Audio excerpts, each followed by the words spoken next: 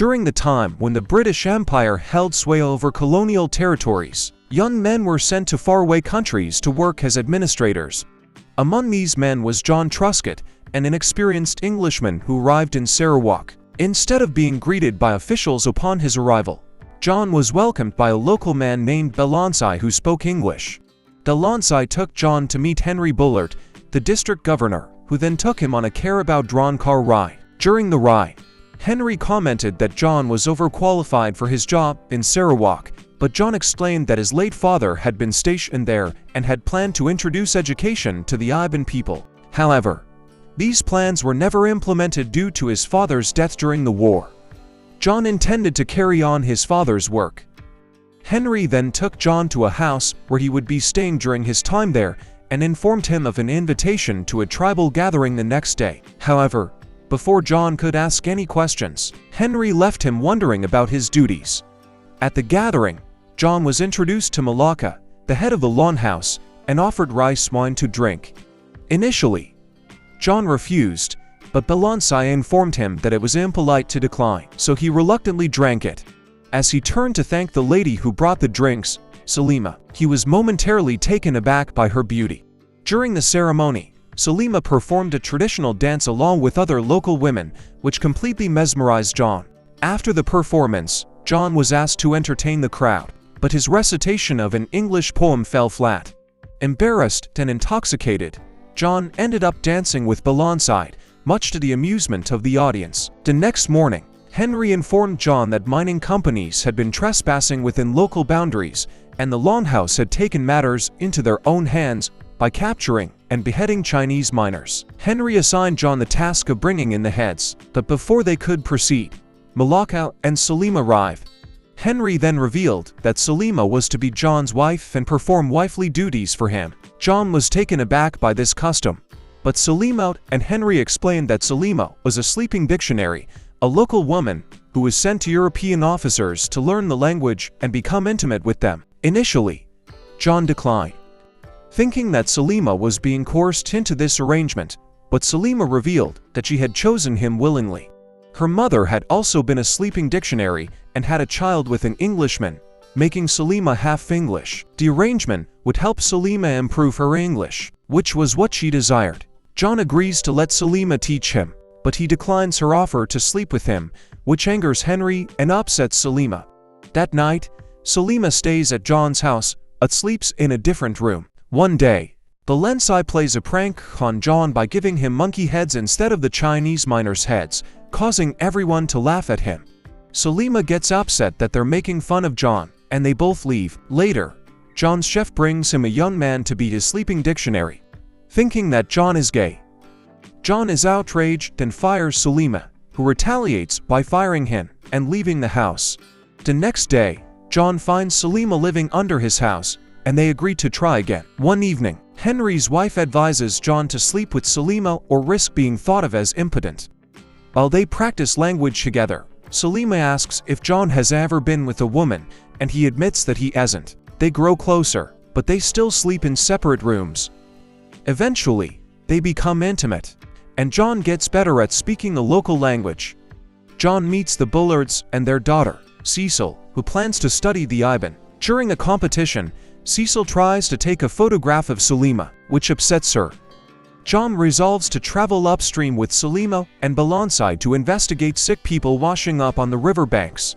Aggie offers to support John's schools if he agrees to engage with Cecil. Salima becomes jealous and accuses John of being like all the other men she's been with, causing him to leave her crying. The next day, John and his companions venture to the remote Jakarta tribe to investigate the mysterious illness affecting the locals.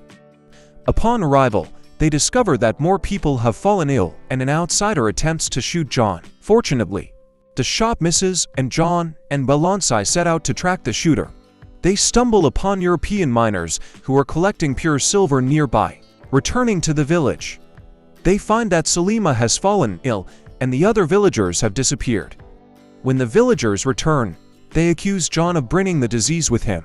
In an effort to appease them, John asks Salima to persuade the villagers to share their food, only to learn that the tribe doesn't grow rice. This prompts John to realize that the miners had traded poisoned rice with the tribe to clear the mining area. The Yakata warriors' attack can kill the foreign miners, and John professes his love for Salima. However, their happiness is short-lived as Salima is warned that the English will charge John and Balansai with murder if she doesn't give him up. Meanwhile, Henry is against John marrying Salima, revealing that he had to leave his own sleeping dictionary due to duty, despite being in love with her. A heated argument ensues between John and Henry, with John insisting that duty led to his father's death just so an old general could be knighted. As the argument comes to a head, Aggie interrupts and takes Henry away. Salima also tries to convince her people to let her marry John, but Balansai warns her of the English's potential charges. Later, Henry and Aggie offer for John to go home for a year or risk being sent to prison. However, John decides to find Salima, only to discover that she has been imprisoned in the longhouse. Despite John's efforts to free her, Salima sacrifices their love to save him from imprisonment. As a symbol of their love, Salima exchanges handmade bracelets with John before they part ways. A year later, John returns to England and marries Cecil. On their honeymoon night, Cecil admits that she knew about his sleeping dictionary, but she's glad that John knows how to be intimate. They return to Sarawak to continue John's work and are welcomed by the first class of the first Iban school. John asks Cecil if she would like to teach there, and she eagerly accepts. However, Cecil becomes jealous of Salima and admits to John that she's unhappy. Their conversation is interrupted when Famous, the chef, drunkenly knocks over something. The next day, John takes Famous to Neville Shipley, another British official, and offers him as Neville's new chef to appease Cecil. They discover that Neville has been beating up his sleeping dictionary, Tipong. John confronts Neville, but Neville merely mocks John's love for Salima and reveals that he intended to marry Cecil. John overhears Aggie advising her daughter to forget about getting her husband to love her, which upsets Cecil. Eventually, John sees Salima and Balansai with their son, Mander, who has blue eyes and blonde hair. John attempts to arrange a meeting with Salima, but she refuses.